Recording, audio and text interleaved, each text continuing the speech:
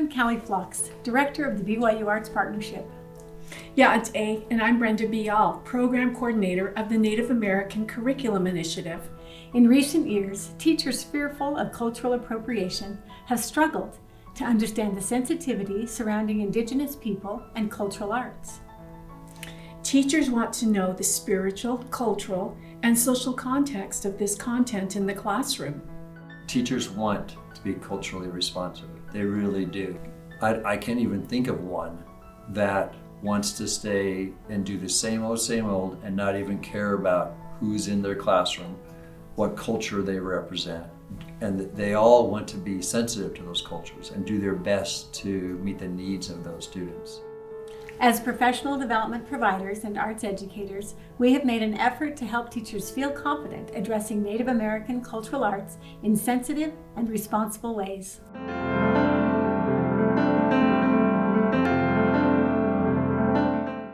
First, we went right to the source and asked representatives from each of the 8 sovereign nations in Utah, what would you like the children of Utah to know about your tribe? Most often, they said that we are still here. We have been here for a long time. We have a rich history, and we live among you and are thriving.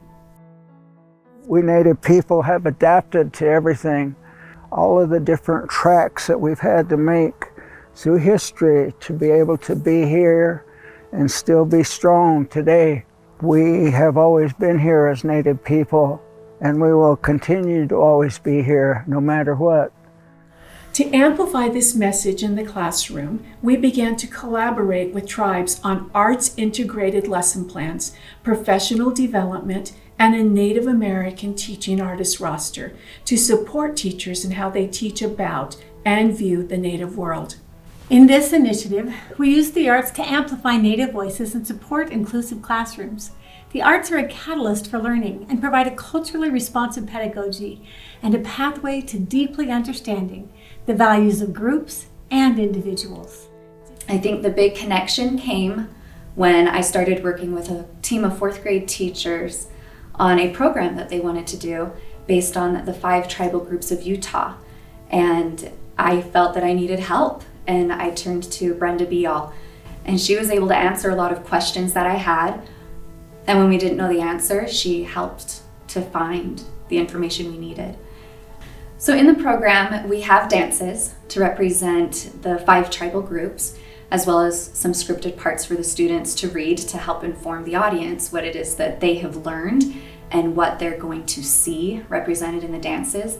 And so with the students, we have created dances that are creative. They're not us duplicating or copying Native dances, but it's students creating movement to find ways to express the details or the cultural components of these unique tribal groups and sovereign nations through movement. And when possible, we love to invite Native peoples from the community to guest perform with us. And so it just becomes a beautiful weaving together of those who are of the cultures and those who are learning about these diverse cultures and peoples, and it's brought about a lot of joy. And it's been joyful for the students and for the teachers because it's a big sharing, and we're welcoming each other to the table as we're learning.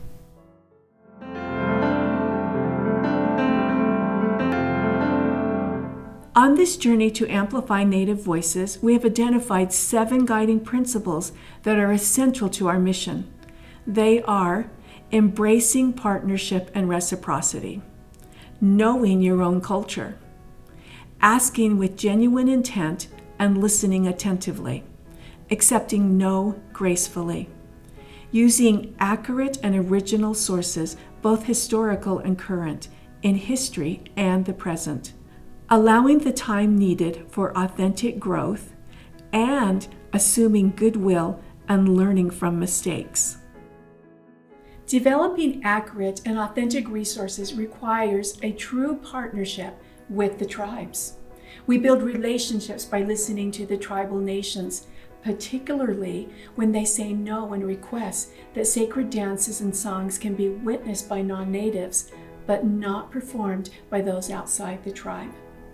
We are committed to honoring the no, and building trust takes time. Trust is essential to ensure we gather accurate and authentic content. I had a group of students that I wanted them to know about the Ute bear dance. And it's a dance in the spring for the awakening when the bear wakes out of hibernation. And at the time, everything that I had read about the Ute bear dance was that it was a social dance. And I didn't ask anyone. I made the huge mistake of not asking anyone about it. I didn't contact the Ute tribe. And I taught this Ute, because there were videos on YouTube on the Ute bear dance. And I even made the wooden stick they use that has ridges on it, and you take another stick and you put it on metal, and they're like the sound of the bear sharpening its claws on the tree.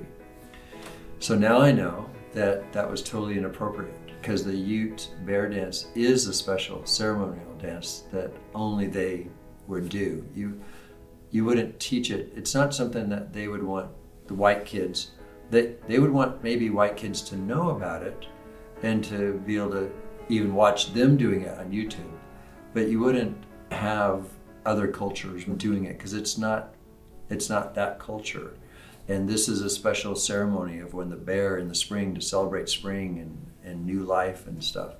So so I've repented, and I don't teach the Ute bear dance.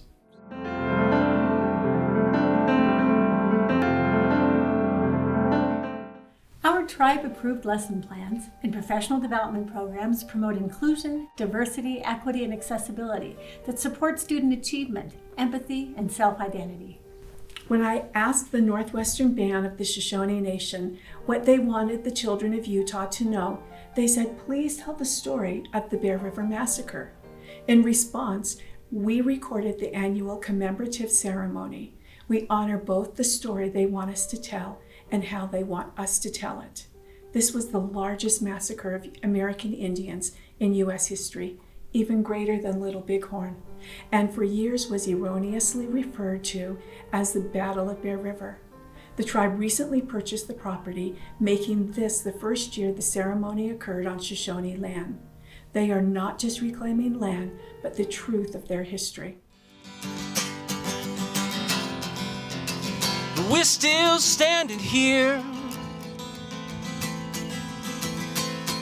and we must all forgive, but we must not forget the spirits of our dead remain with us today. 'Cause we're still standing here. Later that same day, the Daughters of the Utah Pioneers updated their 1932 memorial with a plaque that includes the Native voice. I witnessed the healing to the descendants of both the Shoshone and the Pioneers. Over the next 2 years, we will develop lesson plans on the Bear River Massacre to share in schools. The arts can tell hard stories. We are working to preserve Native culture, honor Indigenous lands, and participate in the practice of truth-telling.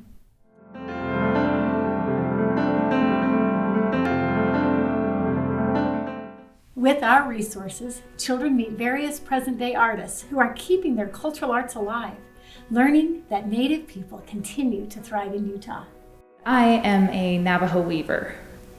When I was 17 years old, my grandmother was the one who first taught me how to weave. I started working on it like all my spare time. I definitely found a great love for it. I come from a line of weavers. My grandmother was a weaver. My paternal grandmother was a weaver, and it connects me to them, and it connects me to my culture. And I know I'm that link between those who have come before me and my children. A lesson plan on weaving led us to Lorraine Mariano, Navajo grandmother and master weaver, who shared with us her stories and wisdom. 2 weeks later, she passed away of COVID. This was a reminder of the proverb that when an old person dies, a library burns to the ground.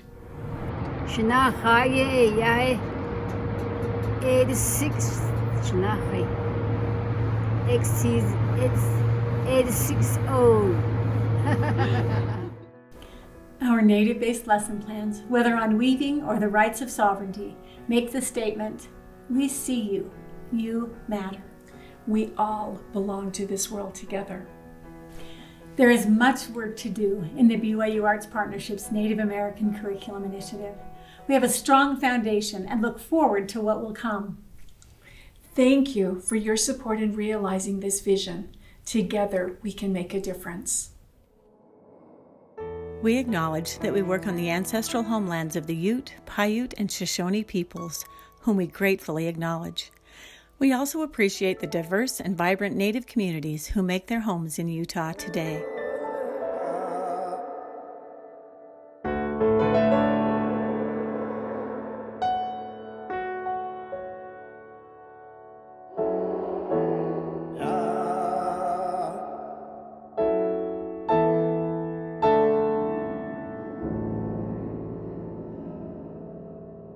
Hey.